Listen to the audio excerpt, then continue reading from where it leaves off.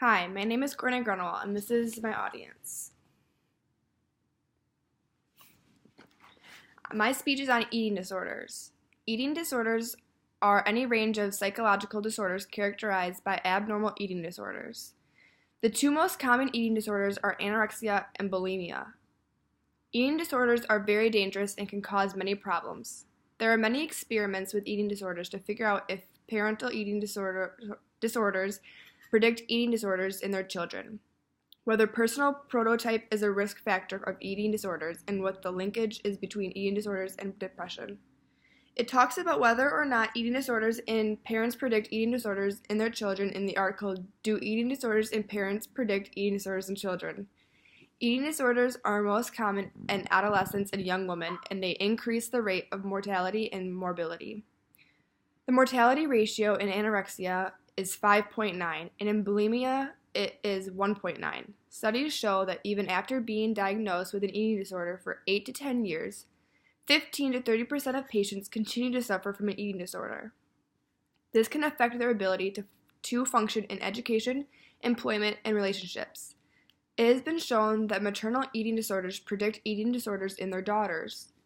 First, they describe the incidence of eating disorders amongst 12 to 24-year-olds that investigate whether parental diagnosis of eating disorders are associated with eating disorders in their male and female children.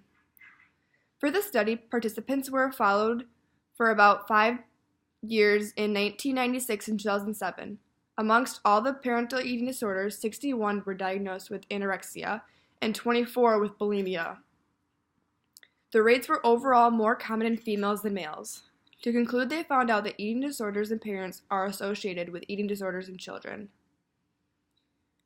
In the article, Personality Prototype as a Risk Factor for Eating Disorders, the objective was to find out if suffering from an eating disorder associates with the high-functioning, under-controlled, or over-controlled personality prototypes. The origins of this type of disorder are still unclear, whereas some patients react more favorably to conventional therapies focusing on eating habits, and others where certain personality traits do not respond to such treatment. The revised NEO Personality Inventory and the Eating Disorder Inventory were administered to 69 patients diagnosed as suffering from eating disorders and 89 people free of any eating disorder symptoms. A cluster analysis was carried out to divide the participants into 3 groups based on their scores in the Big 5 personality dimensions. The logistic regression model was then created.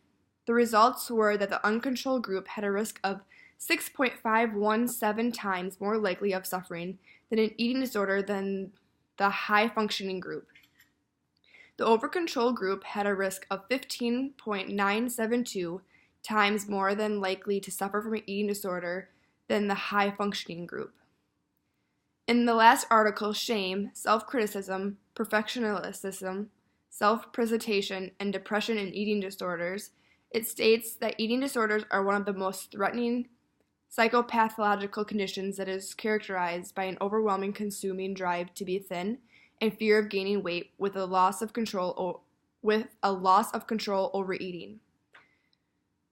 The rates of this disordered eating is fairly high, with a rate of approximately 50% of young women have reported a historic of chronic dieting, such as using a drink or pill to aid in weight loss. Studies show that eating disorders are many types linked to depression and has findings of up to 80% comorbidity. The biggest development of eating disorders is shame. Shame is the result of being negatively judged or feeling unattractive. This study examined the association between external shame and depression.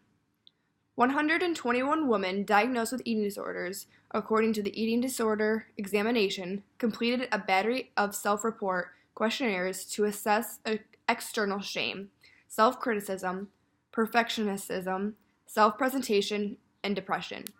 Results show that the path from external shame to self-criticism depends on the level of perfectionism, self-presentation, whereas the effect of self-criticism to depression is constant.